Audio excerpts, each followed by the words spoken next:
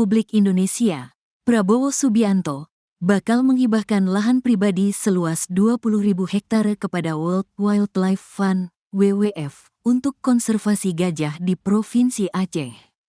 Hal ini disampaikan oleh Kepala Kantor Komunikasi Kepresidenan Hasan Hasbi dalam konferensi pers yang dihelat pada Senin, 2/12, WIB. Dalam pernyataannya, penghibahan lahan tersebut dilakukan berdasarkan permintaan WWF, yang juga turut hadir saat Prabowo bertemu Raja Inggris, Raja Charles III, pada November lalu. Bapak Prabowo ketika bertemu dengan Raja Inggris, yang ada juga WWF di sana. Kemudian WWF meminta kepada Bapak Prabowo untuk ada wilayah konservasi bagi gajah, ujar Hasbi. Waktu itu diminta 10.000 hektare di Aceh untuk wilayah konservasi gajah. Bapak Prabowo kemudian bilang tidak 10.000 hektare. Bapak Prabowo kemudian menyumbangkan lahan beliau sebesar 20.000 hektare untuk konservasi gajah yang nanti akan dikelola WWF, lanjut Hasbi. Prabowo sendiri sudah melakukan lawatan luar negerinya ke Inggris pada tanggal 20 November lalu.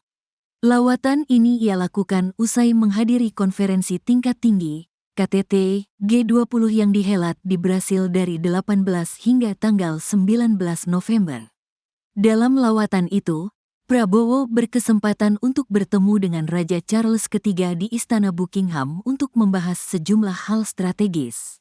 Saat berkunjung ke Inggris, ia juga bertemu dengan Perdana Menteri Karl Starmer di Downing Street untuk membahas kerjasama strategis di bidang perdagangan, investasi, iklim, dan bidang pertahanan.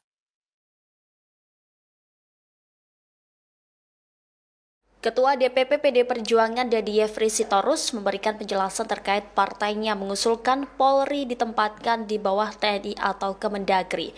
Sebagaimana diketahui, ide tersebut menuai komentar dan banyak penolakan. Pasalnya, wacana pengembalian Polri kedua lembaga tersebut dinilai akan mengkhianati terhadap perjuangan reformasi.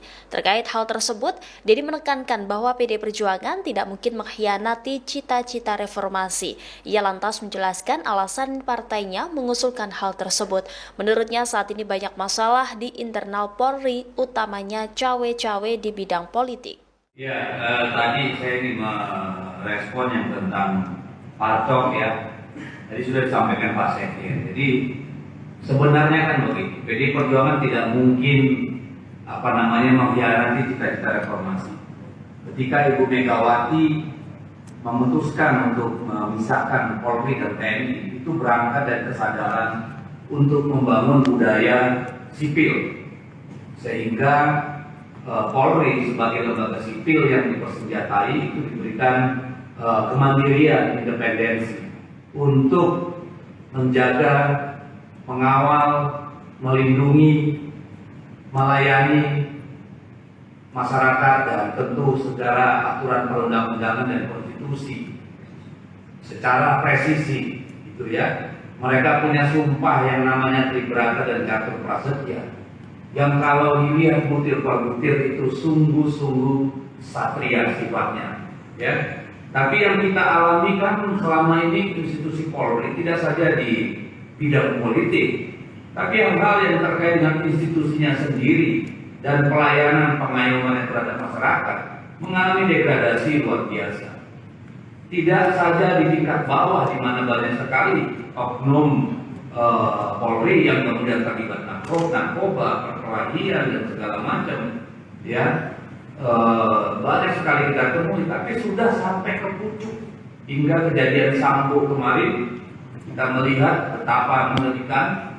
Lalu kita lihat juga kasus di mana seorang petinggi kepolisian, seorang Kapolda terlibat dalam jual beli narkotika, ya.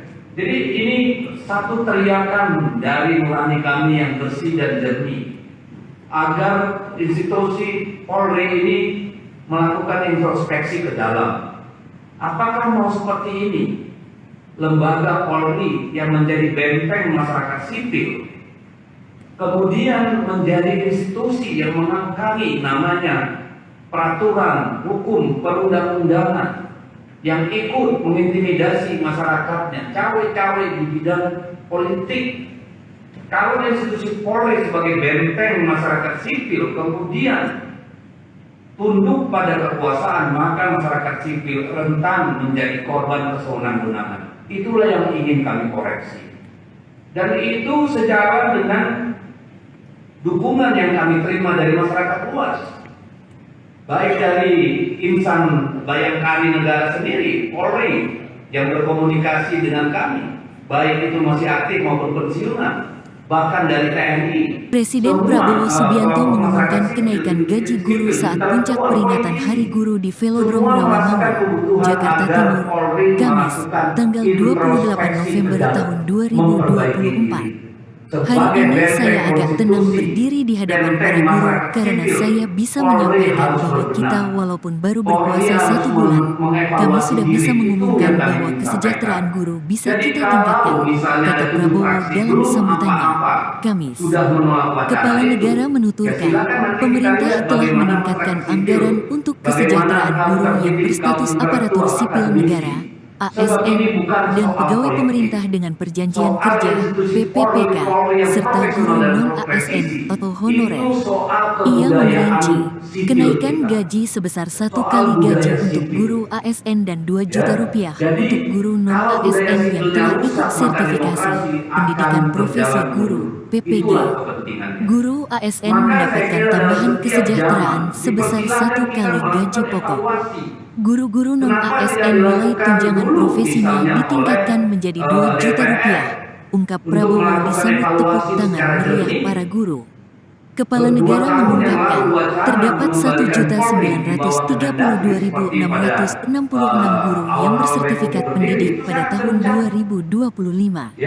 Jumlah itu setara dengan 64,4% dari total guru, meningkat 620 pendidik tersertifikasi dibanding tahun 2024. Adapun dengan kenaikan gaji ini, anggaran untuk kesejahteraan guru ASN dan non-ASN menjadi Rp81,6 triliun pada tahun 2025, atau naik sekitar Rp16,7 triliun.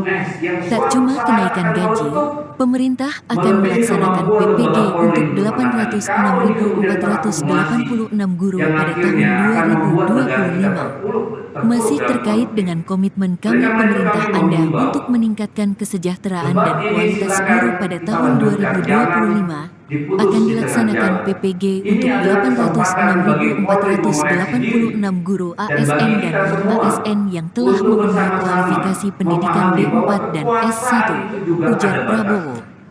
Sebelumnya, rencana kenaikan gaji guru disinggung oleh Menteri Pendidikan Dasar dan Menengah, Dikdasmen, Abdul Mukti. Ia menyatakan, kenaikan gaji guru berlaku